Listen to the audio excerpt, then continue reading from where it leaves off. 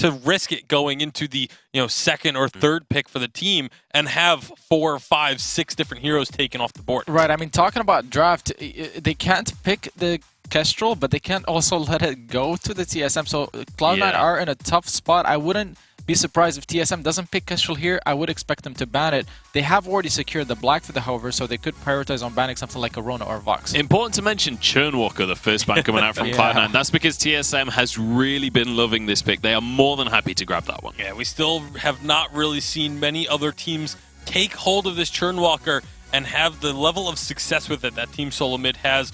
Rogue is really one of the only other teams that has been putting a priority on it, but Team Solo Mid, they're going to claim the alpha right off the bat, banning away the Krull, which I think is very smart when you already have the alpha.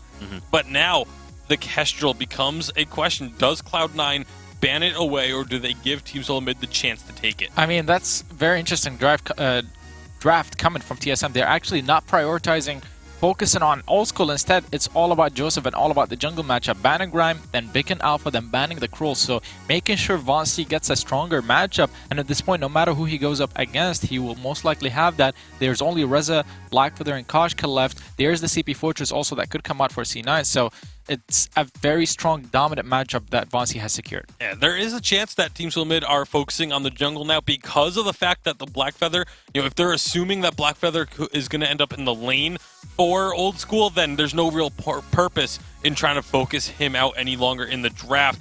The Rona ban is actually going to be the choice there for Cloud9, so that leaves the Kestrel, and Team Solo Mid immediately snatched that up. Yeah, I'm actually surprised. I would have guessed they would go for a Vox instead, but Best Jock is so confident on this Kestrel pick that he doesn't, he's not worrying about playing it against the Blackfeather, especially with Alpha as a front line. That means he doesn't have all the focus on him alone, because if a team focuses Kestrel alone, then Alpha can take over in teamfight. I mean, Alpha is one of those heroes that if it's just completely unchecked, can demolish those backline carries. Fortress going to come out. This is the ultimate comfort pick for Cloud9. Yeah, they've been picking this Fortress very consistently over the last week or so, and have been having some pretty good success with it. We saw Hammers actually ended up banning it away from them in their series last week, so definitely a pocket pick for Cloud9, one of the few teams that's able to make it work, and it is going to be that Jungle Fortress because they got themselves an Arden. Very standard composition coming out from Cloud9. I'm surprised TSM didn't think, well, they must have thought about the Fortress, but I guess they're not worried about going up against it. The Fortress against the Kestrel, we always talk about this matchup. The Wolves will be able to block the Glimmer shots once they're popped, so Cloud9 actually have a decent draft. If they engage and they focus on team fighting around that ultimate, they could easily pull out ahead. And they do have to be careful, because we've already seen earlier in Europe that these hard engaged teams into a Kestrel, if the Kestrel plays it properly, can get herself out of harm's way, kite everything backwards, especially with the help of a Lyra now. You're going to have that little bit of extra sustain, that little bit of extra movement speed to help you kite away from the fights. Meanwhile, Alpha's going to be going in. Your enemy then has to turn their focus to Alpha, and all of a sudden you have Glimmer shots raining down. It can turn into a very messy team fight very quickly. Now, the player to watch is Old School coming into this one, so I have to ask about his matchup. How do we feel this lane is going to pan out? Well, Kestrel is a lot stronger throughout the early and mid game. Blackfeather does outscale, but that's what I think the story is going to be for TSM. They're going to play very aggressive both in lane and jungle. Alpha does outduel CP Fortress easily, especially if it's a 2v2 between him and Lyra, between the Arden and Lyra with the junglers. So C9 will try to play very aggressive with the Kestrel as well.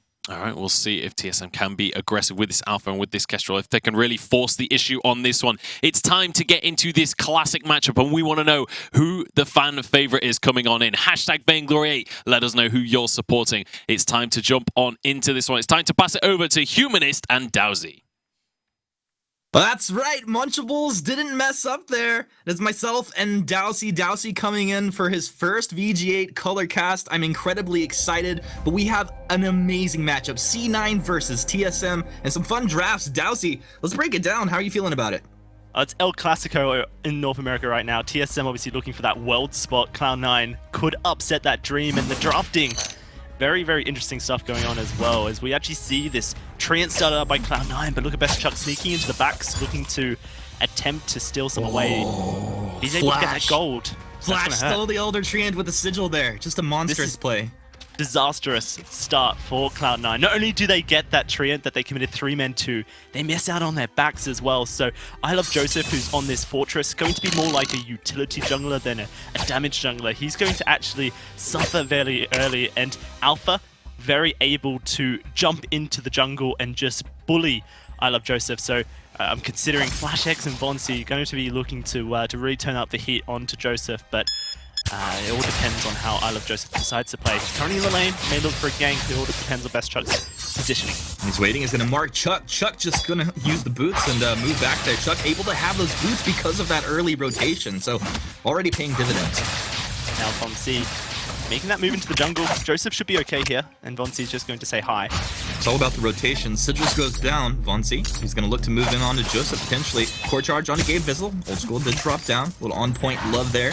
Joseph, he used the Healing Blast. Prime Directive for it, though. They're going to trade this one out. Vonsi gets that infinite reboot, though, so a little bit more wiggle room for himself. With everybody rotating. Look at that Glimmer stopping Joseph's recall back there.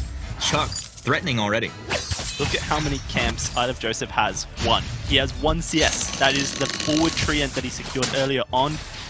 This is another back rotation going over to TSM. The early game is theirs. They have completely dominated Cloud9 so far in this early game, and this is really going to hurt the game plan of Cloud9. You can see they've drafted this very aggressive dive composition with the Fortress, the Arden, and the Black Feather. Their aim is to get on top of Best Chuck's Kestrel and delete her from the Halcyon fold.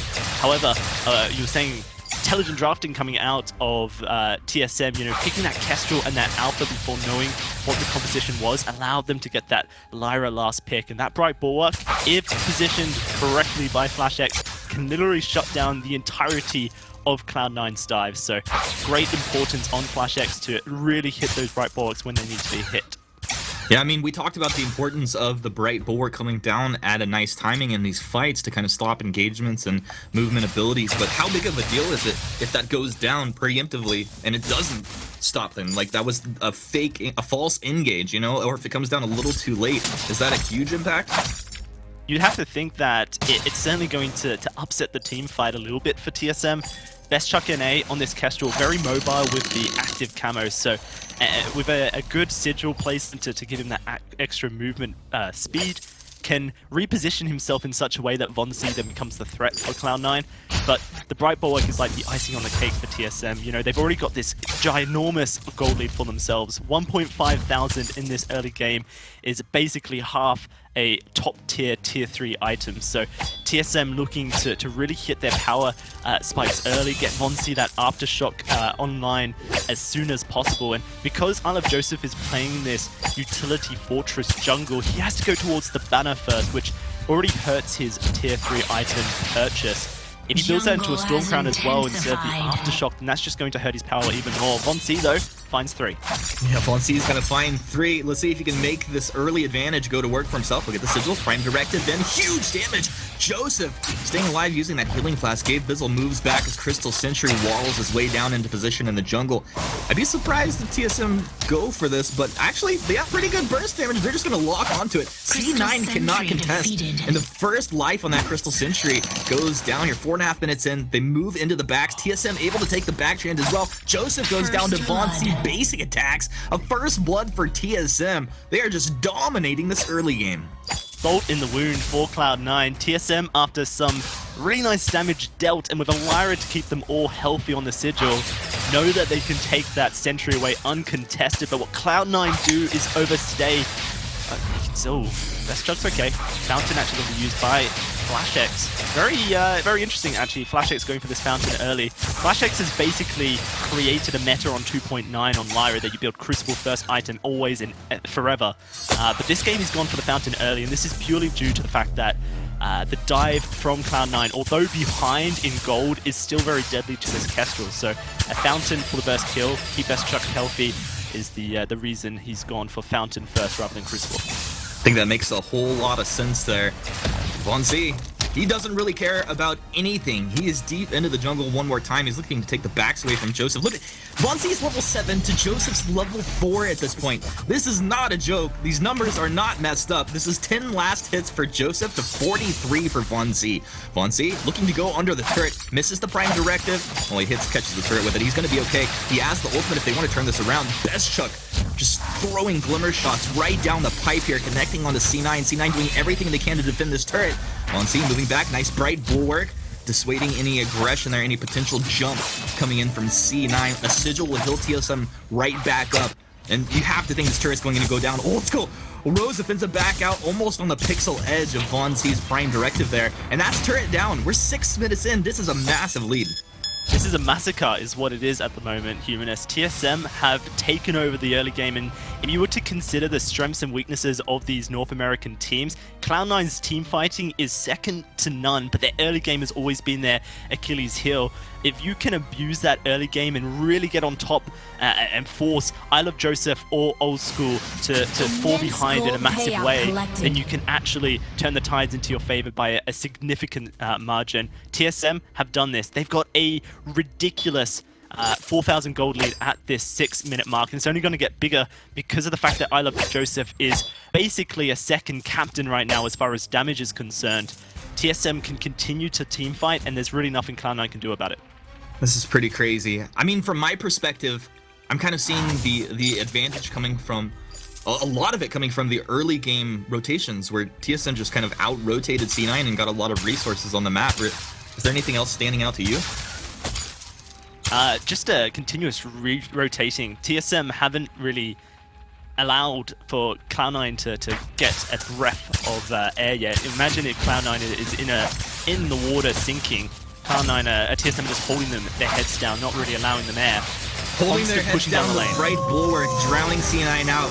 This is going to be the gauntlet down, and the chase is on. Attack of the Pack is live, but Vainglory8 stands his ground. Bestchuck just stands his ground as well. That's all he can do. He cannot run from this Fortress comp, and they lost the Kestrel. Now Vainglory8 dropping low. Termination Protocol is going to come out. The Prime Directive doesn't put him on to the key targets here, and it looks like Vainglory8 might go down as well. In fact, he will, as C9 pick up 2 kills here in a very nice fight for C9. Yeah, like we mentioned earlier, Cloud9's composition of woe behind still very deadly to the Kestrel and will be for the entirety of this matchup. And if you can remove that Kestrel from a team fight, then all of a sudden you found yourself a 2 versus 3, which will favor yourself. So Cloud9's composition still deadly even behind, and it's something that TSM do have to be wary of. You can see that they were consistently looking to try and push Cloud9 underwater continuously, try and push that second turret in, but they kind of disrespected the damage that comes out of a Black Feather and a Fortress. Fortress, of course, when he pops that Attack of the Pack, can track the Kestrel when she stealths, so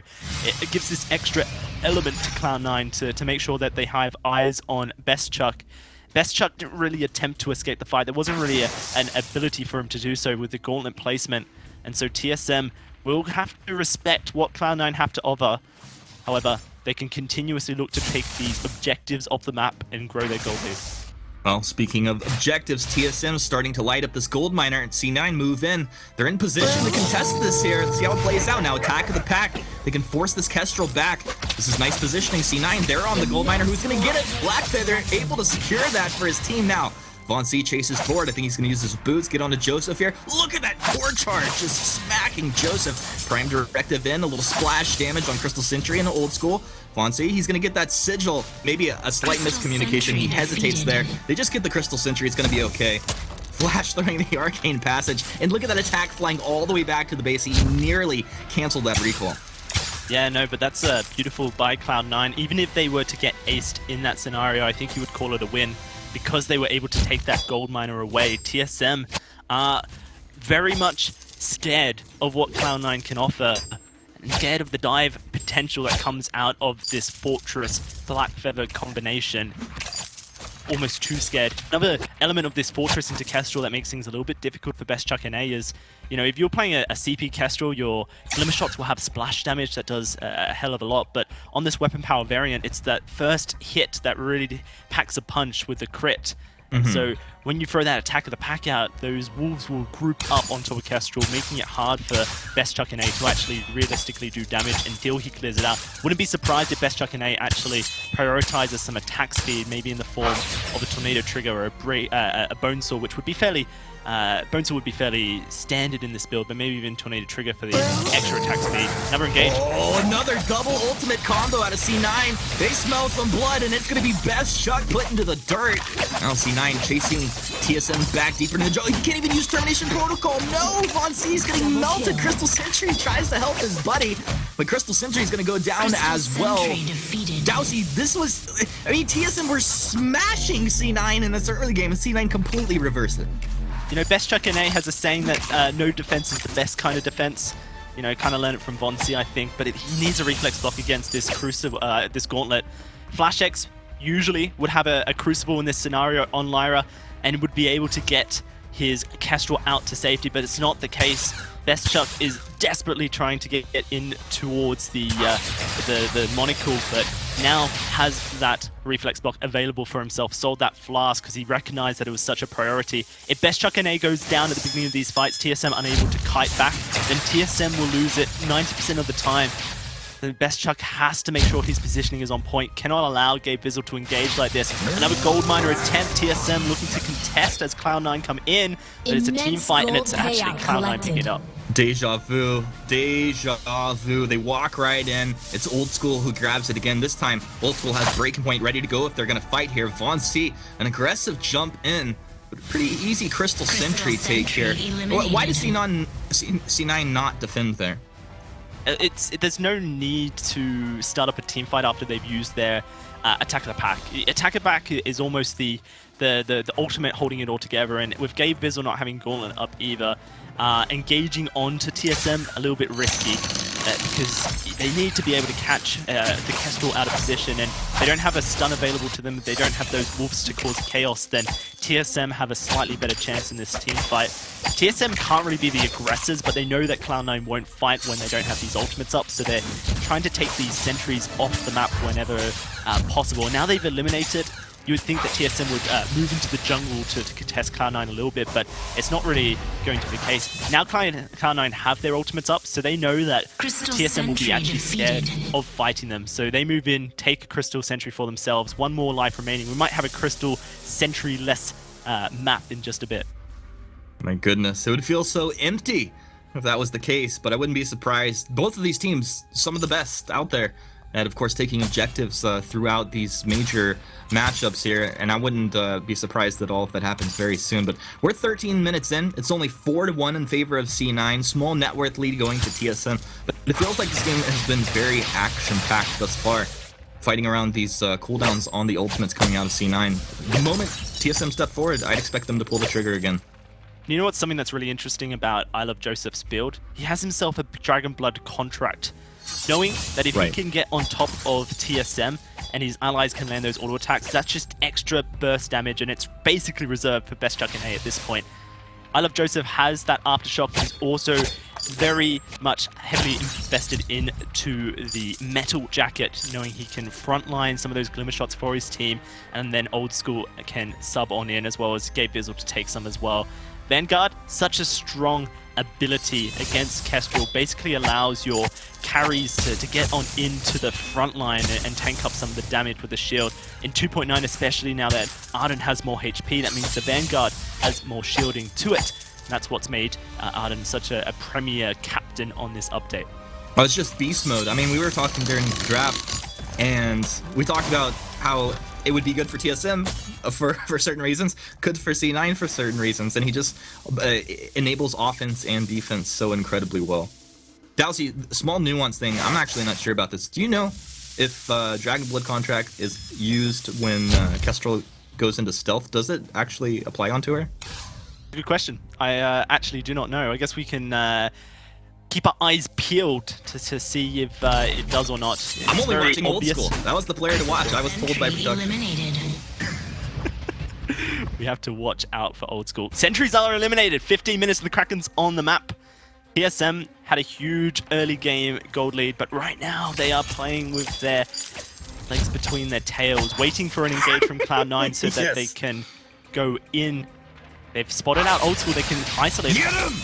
Get in there! He's locked down. The Bright Bulwark's down. There's nothing he can do at this point. Uh-oh. You didn't burst him down fast enough. They heal, sustain. Look at the durability. Rose defensive forward. He's looking for this Kestrel. Best Chuck. Can you find the damage? There's stun on it, Joseph. He's trying to move back with the burst damage out. They've lost the Kestrel. Now TSM tried to trade it as the turret's doing a little work for them. Old School starting to drop low. Can they find the damage? No! Vonsi gets put down into the infinite reboot. That's not what you're looking for. But he's going to respawn through it. A prime directive. Oh, it's going to split the difference between Old School and Joseph.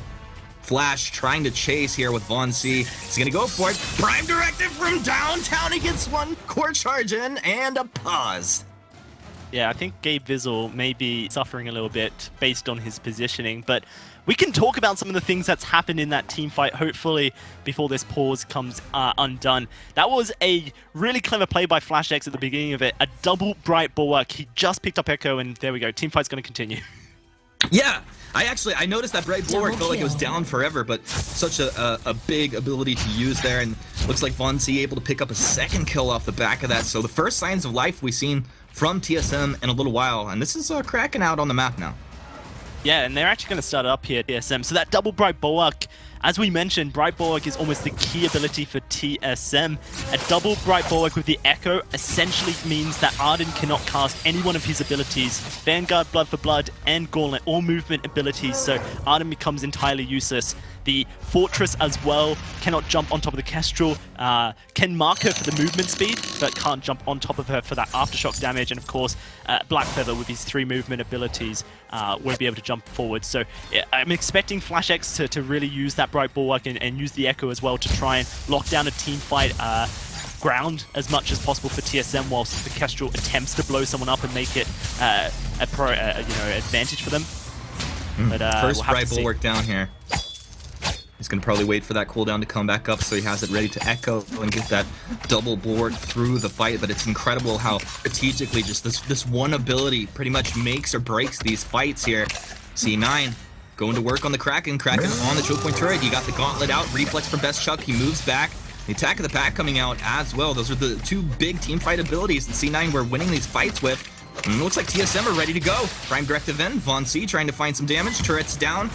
That Bulwark is down defensively. Actually, Von C jumping in deeper. Is he going to get the Termination Protocol this time? Yeah, he's got it. But there's nothing to close the gap here. Prime Directive doesn't land onto the turret, so he doesn't get the damage there either. On point. This is Old School over the top. Onto Best Chuck. He's able to find the kill. Uh-oh, TSM falling apart. Old School gets a Vanguard, repositions backwards. That was the target that they wanted to kill, if anything. Von C's like, I'm just trying to take one down with me. TSM are going to lose to C9. A very nice defense there. Yeah, absolutely. Cloud9 using that Gauntlet as a zoning tool so that they could take that Kraken down. The Kraken only breaks open the base mildly, doesn't quite get on to those Vein Crystal turrets. But TSM, recognizing that the Gauntlet and the attack of the pack was up, figured that they might be able to find a kill. They could find a kill, then potentially they could get those Vein Crystal turrets down. Maybe not finish the game, but get closer to doing so.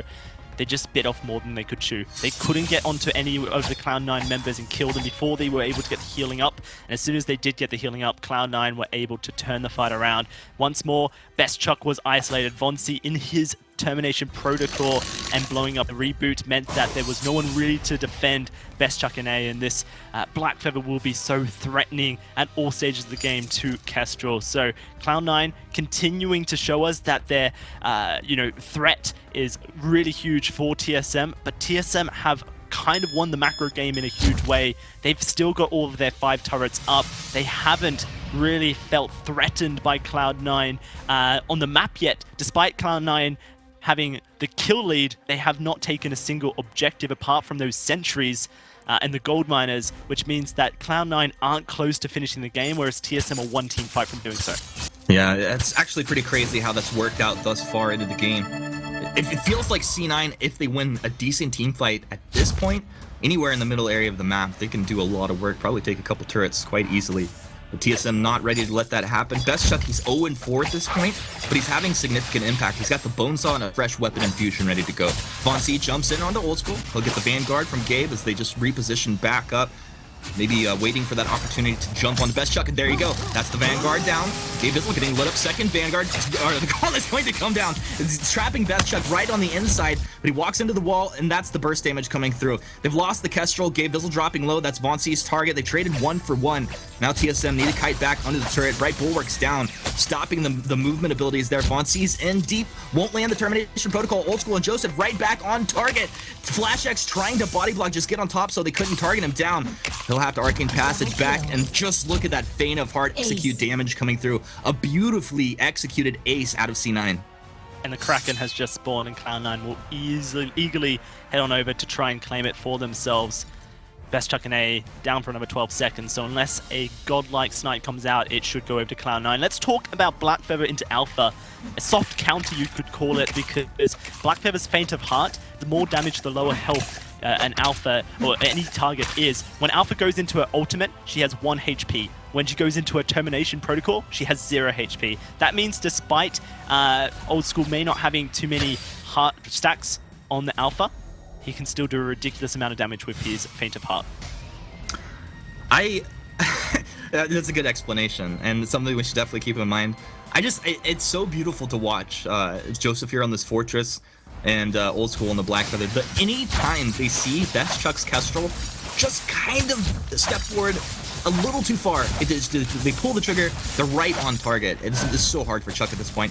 Gauntlet actually kind of pulled short by that right bulwark there. Von C into the termination protocol a little bit too early. Second Gauntlet goes down. Chuck stands his ground, but bottom blocks by Gabe Bizzle galore here. A defensive Arcane Passage pulls TSM deeper back into their base. C9, they want some. Can they get some? They're almost on a healing platform.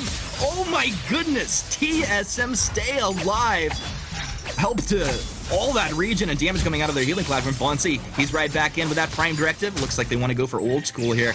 Interesting bright bulwark by Flash. Throws the Sigil forward. They're able to take Old School out. Now Joseph probably going to get chased down. He avoids the Prime Directive exactly when he needed to do. Gabe Bizzle drops into the jungle. Best Chuck will find this kill. 2 more basic attacks there. You can see it pop up. And a very clean kill coming through at the end. And that's the ace. And that should be game for TSM. What an insane match here. Game 1 just back and forth.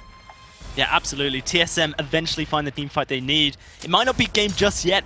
We do still have a bit of time on these death timers, but look at how quick that Kestrel eats through the turrets. It's going to be very unlikely the death timers come through quick enough for Cloud9.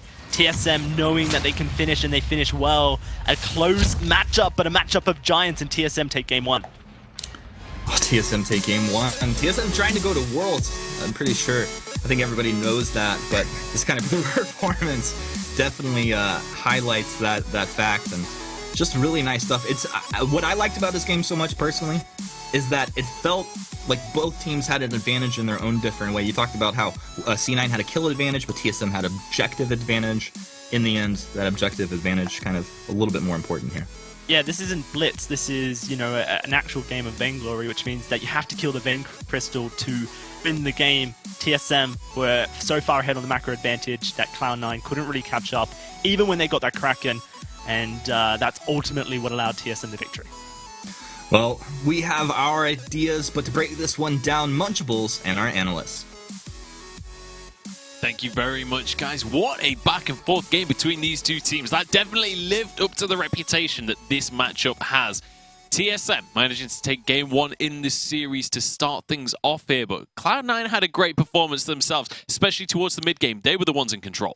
Yeah, and I'm still a little bit confused as to how they had to control in the mid game. I mean, this early game was just dominated by Team Solo Mid. Von C had a massive lead over I Love Joseph in the jungle. At one point, he had a 4-level lead, and he had over a 30 CS lead at level 7. It was absolutely insane. And then all of a sudden, Cloud9 are just in the game, and you don't wonder, how does this even happen? Yeah, I mean, it really was insane. It was very surprising that Cloud9 were able to pull back, but it was due to the compositions. It was due to the fact they have a Kestrel against a Black Feather, and Best Chuck's positioning was he got caught out of position a couple of times. So it was TSM making mistakes throughout the mid game, throwing away their lead, and that's what allowed C9 to come back. And credit to them, they had very decisive initiations, something that we haven't seen from them as of recently. Yeah, and this is one of the things, right? It's not just about whether or not you can make the proactive plays. It's also about if you notice mistakes from your opponent, you've got to be able to punish them. And we've got a couple of clips of Cloud9 punishing TSM's early mistakes after they got that macro lead over their opponents, after they built a gold lead. We have a couple of replays of Cloud9 managing to get a couple of double kills in the other game. Yeah, and this was where, again, you look at it and you're like, okay, Team Solomid should be winning this. But a great fight from Cloud9, especially using this Fortress. They get the Alpha to use Termination Protocol when it's just Alpha and the Lyra left, and that is an easy kill when you don't have the rest of your team there to try and defend. And then, of course, as they rotate down, another fight just going heavily in favor of Cloud9. Those were the two team fights that I was talking about. Bestchuck got caught in both of these team fights early on, and he got eliminated, and that meant that TSM could not fight back 2v3. The Fortress Wolves also, once they got the level 6, is when they went for those team fights, and that's why they had a lot of strength coming behind them. With the Blackfeather obviously does so much, and they did get a double infusion. Kestrel had not infused. He actually was going to the jungle to pick up an infusion possibly, but he wasn't able to because they initiated on him and capitalized. Absolutely. And then we also had a couple of clips that the team fights weren't the only reason that Cloud9 were able to control the mid game. They also managed to steal Goldmine twice, back to back. We saw it happen. TSM would start this one off, and then Blackfeather comes in and just steals it away. This happened twice this game. Yeah, and it was almost like deja vu the second time it happened, because it was the exact same situation where TSM just not respecting Cloud9's ability to come and rotate down and take this gold mine away. And it's almost 300 gold per player each time this happened. And it's just, you can't allow that to happen if you're members of Team Solomid. You know, you have the bulwark to try and stop the Blackfeather from jumping in, or you have to choose to just disengage from the gold mine and look for a team fight while you still do have that slight item lead.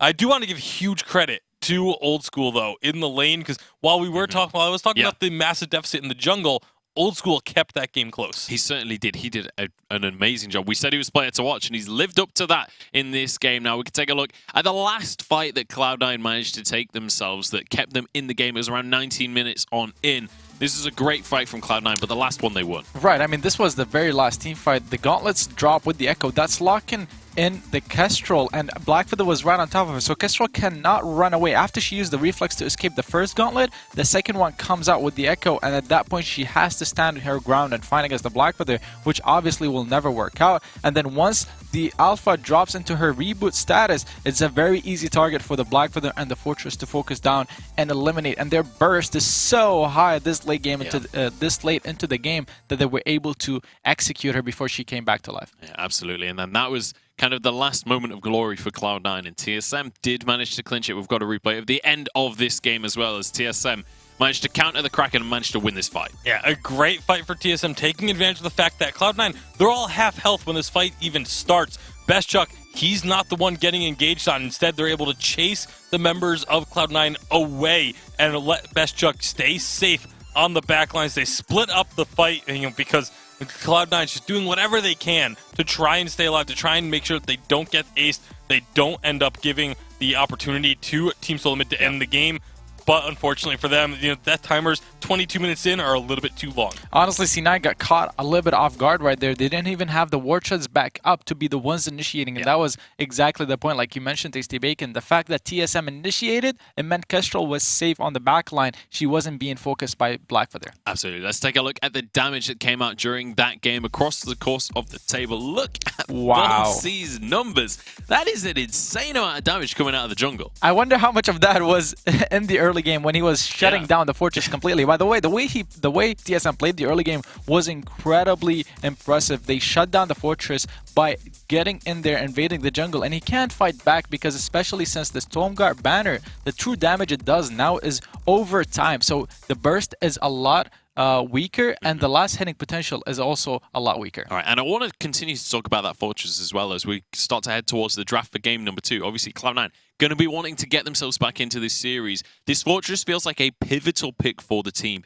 Would that be something you would consider banning if you're TSM here, just to try and shut out Cloud9? I think it absolutely is something you consider banning. It's how Hammers were able to get the series win over Cloud9 last week, was just they started banning away this Fortress, and all of a sudden Cloud9 just didn't have a composition to fall back to. So I think if you're Team Solomid, you absolutely ban this Fortress away, force Cloud9 to have to do something else. Yeah, I agree. I didn't like TSM's draft last game just because they chose to focus on Joseph over Old School, and they still gave him the fortress that he will take any day and perform on incredibly well, regardless of how the early game goes. On top of that, they picked the Kestrel against the Blackfeather instead of going for something like a Vox, and we saw how C9 capitalized on that mistake. So TSM, they could improve their draft slightly even more. Although I don't want to go too hard on TSM. Right. Obviously, they did win the game. It worked out for them for sure. So definitely it's still a strong composition. And honestly, it felt like the TSM composition was a lot down to these power picks. So I'm curious to see if they do go for something like a Fortress Ban, or if they just rest on the picks like the Rhyme, like the Blackfeather, these very strong picks that we're seeing in every single draft. I mean, you focus on the Rhyme and Blackfeather first because it's Cloud9. Again, this is one of the weaknesses that has sort of appeared for Cloud9 over the last couple weeks is you know they're going to pick their carry first. You let them pick their carry first, and you ban Fortress in the second rotation. So the first 4 picks are still going to be very meta-focused. You just stick to what you know, stick to the basics, and then in that second rotation, take the Fortress off the board and just see if Cloud9 even has an answer of something that they can play up to your level if they don't have the Fortress in the competition. I mean, another thing to note is that I Love Joseph has not prioritized Rhyme at all for a while now. He's been prioritizing the Cruel and the Koshkas over the Rhyme when he doesn't have the Fortress. So, perhaps it's not something that you need to worry about even. All right, we'll see if they are going to be worried about that one. Another one of the picks that we saw, or one of the bans we saw in that last draft, was Churnwalker. Now, TSM have been one of these teams that is happy to run Churnwalker. Do we think that can be a priority ban for Cloud9 here? Is there more important things that they need to take off the table and need to control in this draft? I think it's perfectly fine for them to focus on the Churnwalker because, again, it leaves power picks open that they can then grab. The reason they were able to get the Blackfeather is because they banned away the Churnwalker. Teams Limit had to choose something else, and if they choose the Blackfeather, then all of a sudden you could maybe get the Rhyme. Even though it's not something that Joseph has been focusing, maybe it's something they have been playing because it has been so strong. So I don't think you want to risk leaving that Rhyme open. If I'm Team Solo Mid going into game number 2, Blackfeather ban right off the bat. Cloud9 is going to ban either the Churnwalker or they're going to answer with the Rhyme. If they don't ban one of those two, you just get to immediately pick it up, ban Fortress in your next rotation, and I think you have a winning draft against Cloud9 at that point. I wouldn't be surprised if TSM also focused another ban than the Blackfeather just because they have the A-side first pick at this time around, so they could focus on banning another hero that Old School plays very well, perhaps the Vox, and then getting the Blackfeather. And then if they go the Kestrel, we know the matchup works in Blackfeather's favor. If they don't go the Kestrel, you can ban the run at the second rotation. A lot of options here for both of these teams to go for. Is just about what they want to focus. And we saw TSM go for a focus we did not anticipate at all. The Churnwalker is something that C9 can ban, just because it's also a hero that you're not as practiced against because it's a new hero still. Perhaps you haven't scrimmed it too much with, and that's just a safer removal from the table. All right, let's talk a little bit about the strategies that we're going to be seeing coming on into this game. Because despite the fact that TSM won that game, it felt like Cloud9, once we got towards the mid stages of the game, had a better handle on how to execute these fights, how to actually play these situations. And it was kind of TSM punishing a mistake by Cloud9 that won them the game.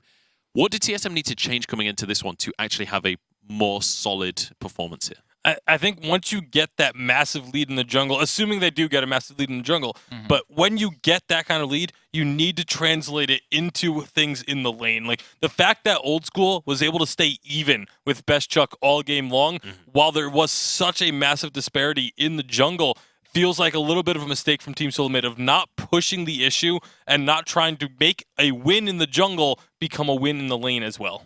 In my opinion, pushing the issue is about getting those objectives. You can't deny farm from a laner easily in Vainglory because the minions will always push in and he can last hit it. It's about getting the objectives. They got the first turret last game, but they failed to get the second turret before losing team fights. That's when C9 came and flanked them and initiated on them and they won a team fight. So it's about pushing the issue, like you said, Tasty Bacon, I agree there, but it's about how you do it with objectives and then letting Best Chuck get ahead in items from the global gold that you get from a gold mine or a turret. Yeah, and I mean, we did see them pushing some objectives, like they were constantly in the jungle, and that was because of that jungle matchup. The jungle dominance from Von C meant that they could get those crystal sentries across the course of the early game. But I believe the draft is just about underway now. We're going to be kicking this one off, and it's going to be Kestrel banned away here by TSM. Churnwalker is the answer from Cloud9, and that means Black Feather is available, Rhyme is available, quite a few power picks. And Team Solid, they're going to go for that Rhyme every time that it's open for them. It's something that they've already been doing the last couple of weeks, and Von C with that Rhyme is a very scary idea, as he's going to be able to take over this jungle, you'd have to assume. Yeah, that does mean that Black Feather is still open, however, and if C9 want to prioritize it again, it will go for them. Something that worth noting is, before, even though Physics, one of C9's analysts, she's always been involved in their draft heavily, as far as I know, she's now controlling the draft more than ever before. So she has more influence, and you could see it in their drafts. It's not as much comfort picks. The Black Feather is not something that Old School plays all the time, but they are prioritizing it just because it's strong in the meta. Black Feather going to be the lock-in here for Cloud9. Fairly unsurprising lock-in there. Old School had a great performance on it last game, and also you could put that into the jungle as well. It is a flexible pick, so we'll see where Cloud9 want to go with their ban now, because still a lot available, especially when you look at the captain pools. Yeah, you'd have to assume that they're going to start trying to target that captain pool. Obviously, the Arden is available, the Lyra, but you have to be careful with what you ban, because you have the next pick, so you don't necessarily want to ban away something that you feel like you could take yourself, and it's going to be a Saw ban instead. So shaking things up a bit, maybe wary of that Saw Churnwalker composition, but obviously Churnwalker was already banned too, so it's a little bit surprising to me. I think that's because they want to pick Vox here. If they do pick the Vox, that's why they banned the Saw, because they want to put Black Feather down in the jungle as CP and then take Vox as a pick away from Best Chuck to play it into the Black Feather. Since they have already banned the Kestrel TSM, that removes so many different heroes that they could play against the Black Feather. Let me see that Vox pick.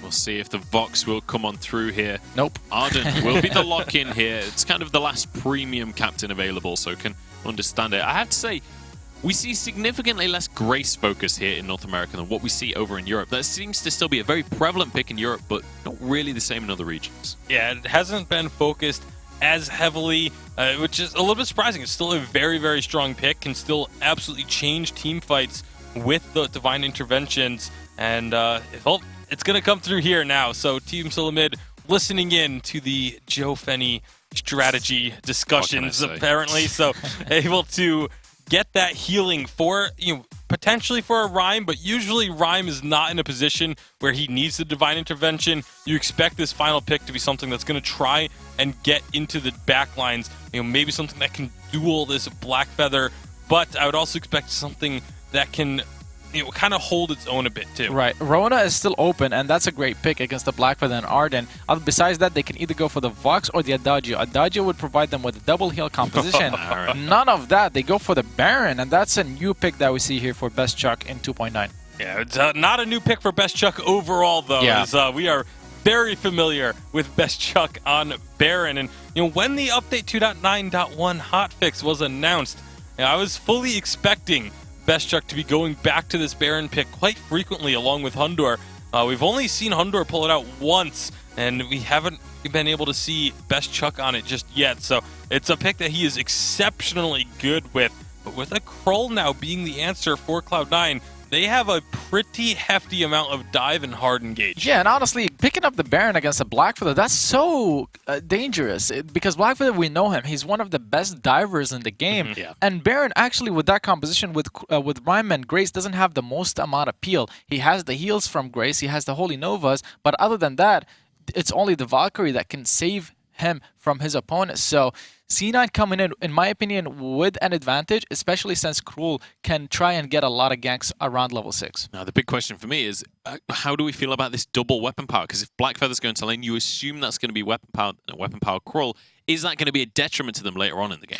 I don't think so. We've seen the double weapon power comps a couple of times this season already. We've seen teams be able to make it work, just focusing on a little bit more tankiness on the Krull and just being a vessel for applying those weakness stacks, especially if he gets onto the Baron or even onto the Rhyme. If you're applying weakness to the Rhyme, his fortified health doesn't end up being as strong. If you're applying it onto the Baron, his burst becomes heavily diminished. So there's a lot of options for what they can do with this double weapon power. And, we could end up seeing, the double bone saws coming through and things of that nature. Right. Also, the gauntlets with an Echo. Yeah. Gabe Vizzle could play it like he did last game. Put the first gauntlet, jump jets will come out of Baron to jump out of the first gauntlet, then put the second one down, and now Baron is locked in, and Blackfeather can focus him and take him down. So honestly, this game can go either way. TSM have been performing better generally, but they have also made mistakes last game, so you can't tell who's going to be winning it. Yeah, it has to be said. Best Chuck was caught out a couple of times last game, and a lot of the pressure on this game is going to be on Best Chuck's shoulders, if I can get my words out. Hashtag Vainglory8, let us know what words you want to get out and who you're supporting in this one. Can TSM get a 2-0? Can Cloud9 upset the apple cart? It's time to find out as we pass it back to Dowsy and Humanist. Well, ladies and gentlemen, Team Solo Mid versus Cloud9. We've got game 2 here. TSM up 1-0 over C9. Super strong drafts across the board. I'm here with Dowsy and his colored casting debut. And let's see how things play out early on here. Yeah, we do see an early move from TSM straight to the front to try and secure this Treant. We'll have to see if Gabe Bizzle can upset the Norm, and it looks like he won't be able to. Focus a lot on Best Chuck and A really this game. Sporting that fly or die Baron skin, well, it is going to be just that, fly or die for the Baron. TSM almost baited, bluffed, dared Cloud9 to pick this Blackfeather and take it to the lane as a weapon power format. You know, typically when a Rhyme is picked, Blackfeather goes CP because it's a little bit risky to play a weapon power Blackfeather into a Rhyme. When the Baron came out for Best Chuck and A, hero that he's made look just so good time and time again in the summer Vainglory8. You know, Cloud9 almost had to play it in the weapon power format, and so if I Love Joseph and Old School can get on to Best Chuck and A, and if Gabe Bizzle's gauntlets cause trouble, then we may just see this Baron losing its life. Well, we see Elder Treant potentially losing its life here as C9 and TSM fight over. Nice 2-man Holy Nova comes out. Gabe Bizzle uses that healing flask. Elder Treant goes over to Joseph. Joseph, he's on to Von C. Von C's going to throw Winter Spires. Just try to stand on it for a second. Uses his boots. He's out of there. Nobody's going to go down, but of course that Elder Treant going over to C9. Your Cruel's really good into Rhyme just because of the weakness stacks he's able to apply. You know, Rhyme typically amazing into melee compositions, and Cloud9 have picked 3 melees, but the Cruel here, because of the weakness stacks he can apply, actually kind of negates the strength that the Rhyme has into this melee composition, and so I wouldn't be surprised if I Love Joseph kind of sticks to Rhyme and really just kind of weakens his strength here. Items are also going to be very interesting. I Love Joseph, considering he's playing this Cruel, very likely to go first item Bonesaw. This means that Old School doesn't have to build a armor-piercing item too quickly with this weapon power composition Cloud9 have. And actually another interesting dynamic is the fact that Best Chuck and A on this Baron, when he overdrives his jump jets, he's going to have that CC immunity. But there's so much CC on Cloud9 that he may have to just pick up a reflex block, and if he does so, then very unlikely that he gets armor for himself. But currently we're seeing the forever duel that is Cruel exactly and Rhyme. what it is. They can't really kill each other. It takes about 2 minutes of just slapping each other at these early levels. So both of them kind of just going to have that gentleman's agreement that they leave the area and go back to farming. Yeah, in the end, they just kind of walk away there. I think your analysis on the team fights kind of makes sense here. I'm just curious, like, how it's actually going to play out. I feel like C9 are going to find themselves in tricky situations, and the shot calls almost have to be perfect. Whether or not they're getting onto Von C, getting the weakness stacks and shredding that armor with some Bonesaw, or are they trying to kill this Baron? You know, if Baron is just left alone too long, and he's got decent item progression in the backside, it could be really dangerous. Nice move in. Joseph's able to get that Elder Treant. Now with the Vanguard, they chase forward. Flash getting lit up. It's Old School. He's there. He's got the on point, but they switch back over to Von C. That's the tasty target they want. This is Fly or Die Baron. Best Chuck's in there. He's going to try and find some damage, but this Baron really not too strong right now. Flash X will go down. Old School finding the kill. A nice chill wins. Root C9 up. Joseph thinks about diving under turret. Think twice about this. He's got to get out of here. Best Chuck, he doesn't have the energy for another jump jets. Maybe he could have found a kill, maybe not. But a nice little early skirmish here for C9. Yeah, I was initially surprised that Cloud9 actually backed off there. Baron not really super threatening with just a heavy steel and a 6 sins, can do damage, but his first burst that he gets from that jump jets is realistically the damage that Cloud9 had to be scared of, and it had already came out, so they just needed to continue on, and they get that 1 kill, but it could have been 2, which could have been nice for I Love Joseph and Old School especially. We do see that Serpent's Mask now picked up for Old School. Never really going to go down the Poison Shiv route on this Black Feather because of the fact that Black Feather really relies mostly on his abilities for his damage. So if you're auto-attacking a lot, then you're not using your abilities, and so you don't really want to stack too much attack speed. And considering his build's likely going to have a Breaking Point and a Bone Saw in it, then he doesn't want to have a third attack speed item. Oh, game getting lit up here. This is C9 turning it around. They want Best Chuck. Best Chuck with the jump jets. He repositions. Look at that nice splash attack damage coming out. C9 are going to have to respect that. Dowsy, this is the level 5 they're in right now. We're 5 minutes into this game. He only has a Sorrow Blade. Yeah, no, and this is kind of the scary thing about Baron. He has always been fairly strong in the hands of Best Chuck and A, and his ability to output damage. You know, Baron has a lot of damage when you do use those jump jets. The splash damage, the double auto attack, it hurts. And it's easier to hit as well, more targeted than it ever used to be before, when Baron was super popular back in spring in the early times of summer. We'll see armor stacked up by Cloud9 very quickly, you would feel. I Love Joseph and Old School have tier 1 light armor for themselves, but tier 1 light armor really doesn't do too much into the Baron just yet. They really need to get those Coda Plates and Metal Jackets or even Atlases on board if they want to negate that burst damage that Best Chuck has at the moment. And even then, I feel like an Atlas going out onto the Baron, it's effective, but not the most efficient Atlas purchase in the game, if you could imagine all the compositions that could be used. And Vonce, he's chasing forward. He's on to Gabe Vizzle. Chillwinds comes out there. He's going to stop on the chase as Joseph makes his rotation up. Vonce's on his mid. Joseph moves in. Vonce able to secure that mid up. He's going to get the regen and the healing. Flash X with Best Chuck on the backside of this fight. Ion Cannon's going to come down on the top side. Nice gauntlet stunning up too. Gabe Vizzle. You saw the positioning on that one. Baron jump jetting back. He's a little bit out of position here as Flash and Vonce move forward.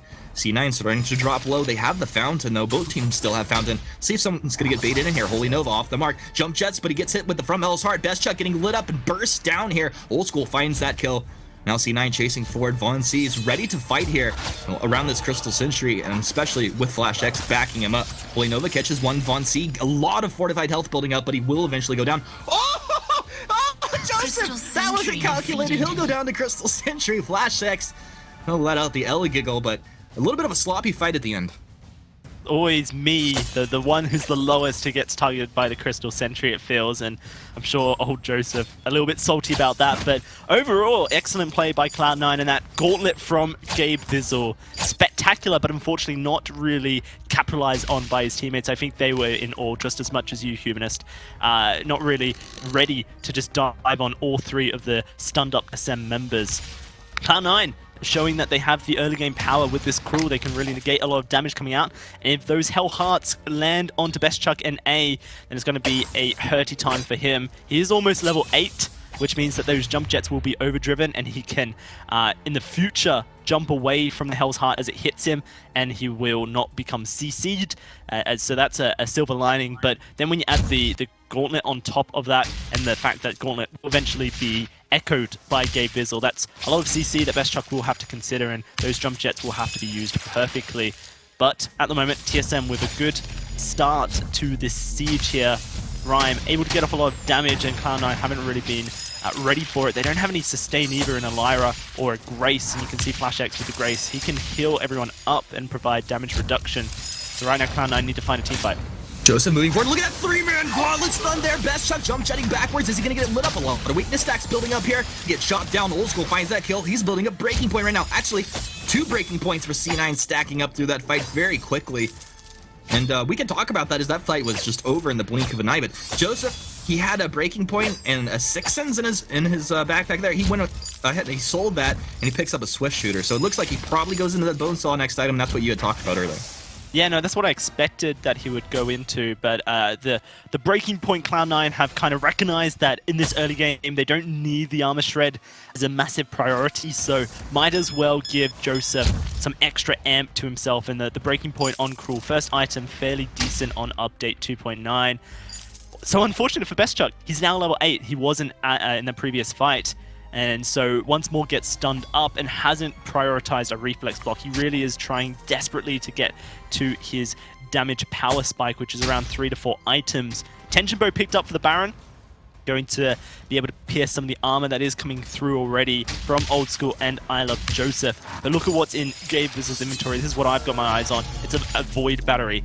He is sitting 1,000 gold away from hitting an Echo as his third tier 3 item. And this will be Cloud9's win condition to continue to keep Best Chuck stunned up, and especially if a Crucible doesn't come out for Flash X, if a Reflex Block doesn't come out for Best Chuck in A, then Cloud9 should be able to hit that win condition. Yeah, they definitely should be able to. Currently, C9 putting a little aggression into the middle area of TSM's jungle here. Old School, actually, he lands on another point. He's going to dive underneath the turret. Best Chuck, Divine Intervention comes down. Best Chuck stays alive. Gauntlet comes down. C9, they're like, you want to fight? Let's go. Joseph, he's in there on the Best Chuck. Best Chuck, another jump jets. He's going to go down here. Surely he'll go down. Kroll able to secure that kill. TSM watching horror as Best Chuck just gets destroyed underneath their own turret. Yeah, that was actually insane. You know, all eyes were on Crew and Rhyme kind of doing their thing in the jungle, and then all of a sudden Old School finds the opportunity, and another great gauntlet from Gabe Vizzle to really lay down the pressure. The heal from Flash X just not enough. And this is kind of the issue with Grace, the reason we've seen her fall out of meta just a little bit. She used to be a priority pick, but not so much anymore. Now everyone has more health, and because of this, Grace got nerfed. She had a damage reduction reduced by a heavy margin. I believe it was 10%. I believe the healing now isn't quite as impactful on her Divine Intervention. So those two things paired together means that Grace doesn't quite have the same punch that she used to do as a captain, almost an annoying amount of peeling ability with the Holy Shield that she could give with her ultimate. And so even despite that ultimate coming through for Best Chuck, you kind of see that she's a little bit weaker now, and Best Chuck wasn't quite able to sustain through the fight, even though it was realistically just Old School 1v1ing. Old School still playing games up in the lane, and you know, even though the Grace not having the same impact that she used to, I think on paper we can see the kind of strength up against this triple melee comp coming in from C9, but when C9 take fights like that spread out, you're not going to be landing these multi-holy novas here. Let's see, Von C is going to start this fight off. Valkyrie coming through right on top of C9. Actually not finding a stun, just finding the slow. Flash moving forward with his team, trying to stay in position, trying to peel for Best Chuck if they jump on him. And Joseph jumps on him right there. Gauntlet comes down, but they've lost this Baron. Now Joseph, he's going to get the Vanguard from Gabe, just trading damage, juggling the damage here coming out of TSM. Von C doing his best, but he can't secure a kill. Look at the mobility coming out of C9. Now they move forward. Breaking point starting to stack up pretty good for Old School. But this Winter Spires is trading. They have to drop the turret aggro. Joseph just from a sliver of health. How does he live? Yeah, C9, I'm going to pretend that you knew he was going to live there. This is insane.